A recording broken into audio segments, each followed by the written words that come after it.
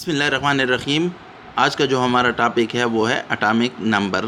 और सही है, अब एटॉमिक नंबर जो है हम किस नंबर्स को कहते हैं, तो हम number of protons in nucleus of an element is specific. क्या मतलब है कि हर एलिमेंट का जो है वो फिक्स नंबर ऑफ प्रोटॉन होते हैं न्यूक्लियस में, तो वही नंबर ऑफ प्रोटॉन किसी दूसरे एलिमेंट्स में नहीं होंगे, वो डिफरेंट होंगे।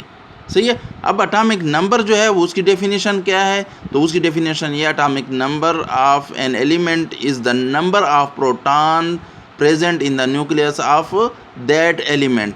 कि किसी एलिमेंट का एक एटम लें, उसमें जितने भी प्रोटॉन प्रेजेंट है उसके न्यूक्लियस में, तो वो उस एलिमेंट का क्या है, एटॉमिक नंबर है। तो एटॉमिक नंबर को हम रिप्रेजेंट किससे करते हैं, Z से रिप्रेजेंट करते हैं।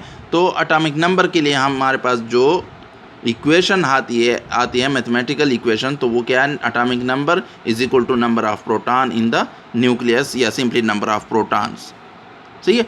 इसी तरह दूसरी जो है, हमें पता है कि एटम में जब न्यूट्रल स्टेट में हो तो उसमें नंबर ऑफ प्रोटॉन्स और नंबर ऑफ इलेक्ट्रॉन्स इक्वल होते हैं। तो हम इन अदर वर्ड ये भी डेफिनेशन कर सकते हैं एटॉमिक नंबर की, कि atomic number of an element is equal to the number of electron in the shells of that atom around the nucleus. कि उसके न्यूक्लियस के जितने भी शेल हैं उनमें टोटल नंबर ऑफ इलेक्ट्रॉन जो हैं वो भी क्या है, एटॉमिक नंबर है।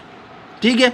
अब हम एग्जाम्पल की तरफ हैं, हाइड्रोजन में 1 प्रोटॉन होता है, 1 इलेक्ट्रॉन होता है, तो उसका क्या है, एटॉमिक नंबर 1 है। इसी तरह ऑक्सीजन का जो है एटॉमिक नंबर 8 है, क्योंकि उसके न्यूक्लियस में 8 प्रोटॉन है, या उसके शेल्स में कितने हैं, 8 इलेक्ट्रॉन टोटल हैं।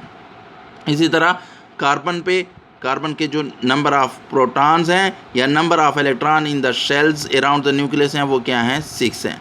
इसी तरह सोडियम का एटॉमिक नंबर 11 है, क्लोरीन का 17 है, और सल्फ़र का 16 है। इसी तरह और भी आप देख लें बुक में। सही है। Thank you for watching the video.